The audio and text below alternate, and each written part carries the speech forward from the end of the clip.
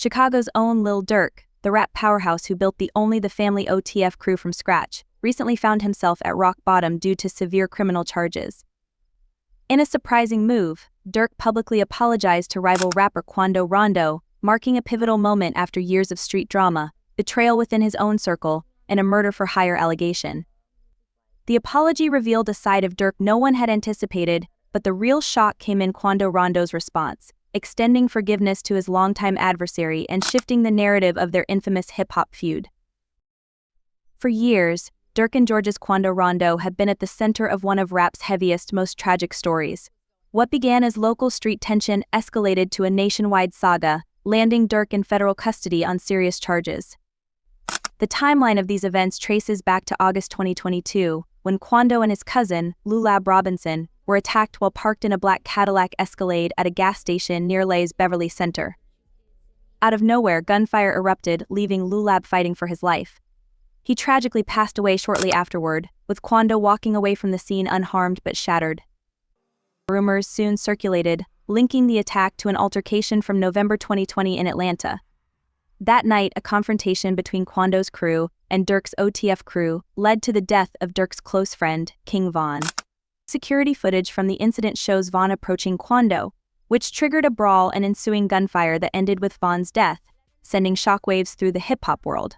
Quando's camp claimed self-defense, even releasing a track titled "End of Story" addressing the tragedy.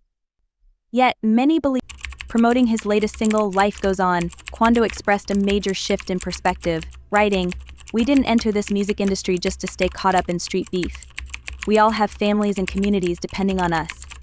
It's time to leave that life behind." His words carried a tone of healing and hope. He continued, "We've already lost so much, and it weighs heavy on my heart."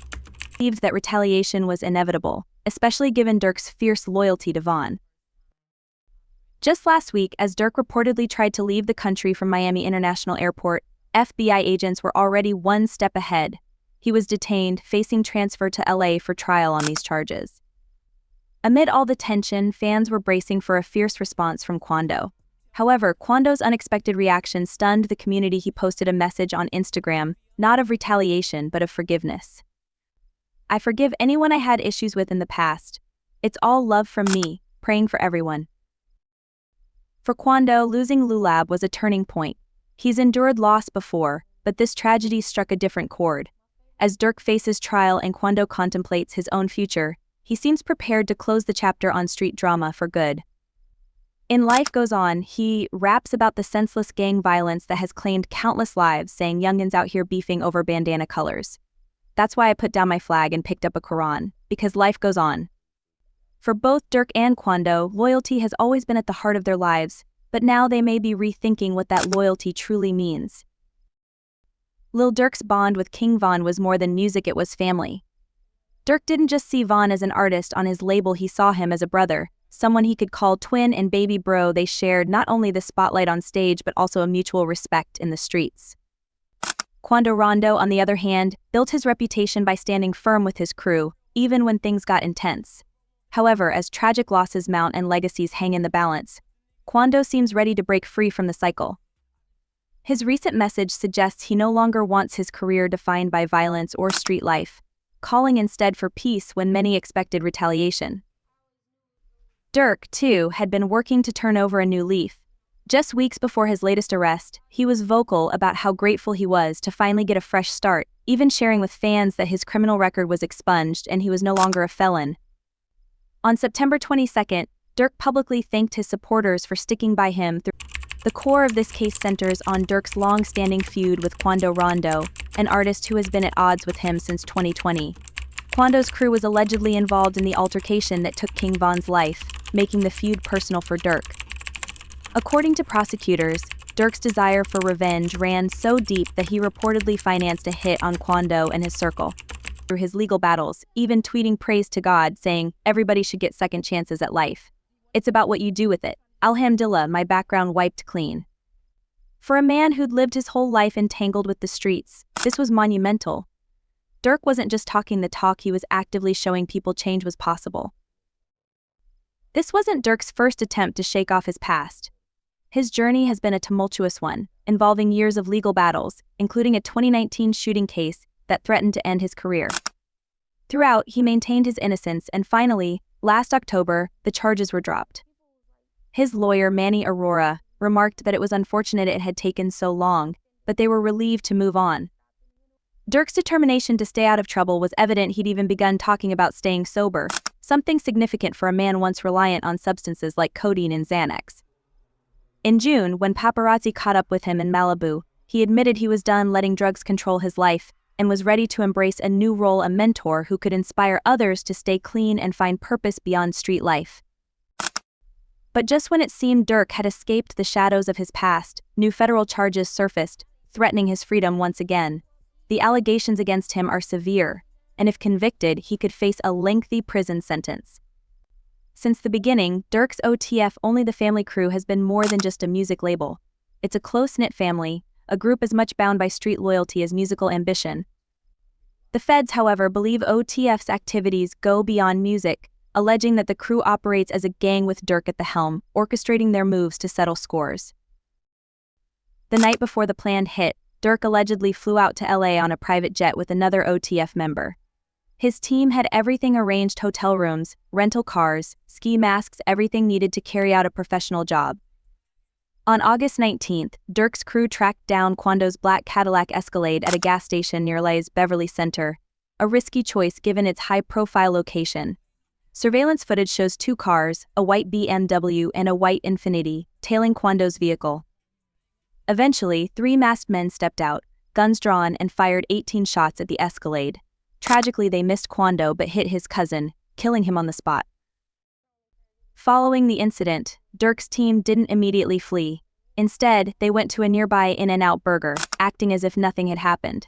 Surveillance footage captured them calmly grabbing food, which helped law enforcement identify the suspects. Soon after, investigators traced financial records, flight logs, and text messages, uncovering a trail allegedly pointing straight back to Durk. Text messages from Durk's phone supposedly instructed co-conspirators to avoid booking flights under names that could link back to him. When it came time to pay for the flights and hotels, the credit card transactions reportedly led back to an OTF-linked account associated with Durk. Prosecutors assert that Durk was hands-on in orchestrating every aspect of the plan. When the team booked return flights to Chicago after the hit, they allegedly used the same OTF-linked card. Despite attempts to cover his tracks, the feds had already connected the dots after months of investigation, gathering enough evidence to suggest this was a calculated operation orchestrated by Durk himself. As he sits in custody awaiting trial, Durk's once bright future now hangs in the balance. The rap icon, who just months ago seemed to have broken free from his past, faces the possibility of losing everything he's worked for. Meanwhile, Quando's call for peace, his unexpected message of forgiveness, and his public vow to leave street life behind highlight a shift that many fans hope to see reflected in the rap industry. After arresting key players in Lil Durk's crew, including Grant Wilson, Jones, Lindsay, and Houston, federal agents claimed Durk himself was preparing a quick international getaway. According to the feds, within 24 hours, Durk booked 3 one-way international flights, one to Dubai, one to Switzerland, and a private jet to Italy. However, law enforcement intercepted him before he could escape, catching him at the airport just as he was about to board his last flight. It was a high-stakes, cinematic moment. Durk, apprehended by the FBI just steps from his potential freedom. His crew now faces serious charges, from conspiracy to commit murder for hire to firearms violations, while Durk has been identified as co-conspirator one, the alleged mastermind behind the operation. The charges have shaken up both the streets and the music industry. Durk's rise to fame was built on translating street credibility into a successful career, but the same street ties that propelled him to stardom may now lead to his downfall. If the allegations hold, it could be a long time before we hear new music from Lil Durk, a sobering reminder that escaping the streets isn't always possible. In a stunning twist, one of Durk's own allegedly turned on him, acting as an informant. The alleged betrayal came from OTF Jam, a longtime member of Durk's OTF crew. Since founding Only the Family OTF in 2010, Durk has built the label on loyalty and brotherhood, cultivating a culture where members were more than colleagues, they were family. Over time, OTF rose to prominence as both a label and a lifestyle, and Durk stayed loyal to those who came up with him. He gave them second chances and even invested in their futures. This included OTF Jam, whom Durk reportedly helped upon his release from prison after a 12-year sentence, providing him with $150,000 and a car. For Durk, these gestures were about more than just money, they were symbols of trust and loyalty. However, the feds alleged that Jam had been secretly working with them, feeding them information on OTF's operations in exchange for leniency on his own charges. According to rumors, Jam started cooperating shortly after his release, possibly because he felt neglected by Durk, especially when requests for additional financial help reportedly went unanswered. Jam's own struggles, such as mounting legal fees and financial pressures, may have led him to betray the very man who helped him re-enter society.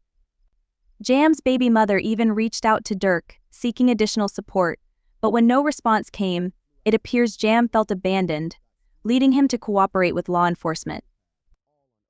The betrayal is especially painful because Durk had recently received a warning from 50 Cent, who advised him to keep his circle tight and be careful whom he trusted. 50 Cent, having worked with Durk on Power Book 4 Force, cautioned him about people close to him, suggesting some of them might not have his best interests at heart.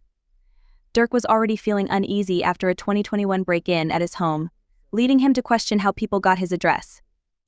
Despite these signs, Durk held on to loyalty, only to face betrayal from within. Durk's arrest could be a turning point for the drill rap genre. Known for its raw, unfiltered portrayal of street life, drill emerged from Chicago's South Side around 2010, gaining global attention with Chief Keef's hit I Don't Like. For over a decade, drill has been synonymous with authenticity and gritty storytelling. However, many of drill's biggest names have faced untimely deaths or legal issues, casting a shadow over the genre's future. With Durk, one of drill's most prominent figures, now facing a potential life sentence, the genre's future seems even more uncertain. Drill has struggled to maintain its momentum as it expanded to the UK and New York, where artists like Pop Smoke, Chef G, and Sleepy Hallow brought the style to new audiences. Yet setbacks, including Pop Smoke's tragic 2020 murder and Chef G and Sleepy Hallow's racketeering cases, have slowed drill's progress. While newer artists are attempting to reinvent drill by incorporating catchy hooks and toning down the violent lyrics, some fans feel these changes dilute the genre's essence.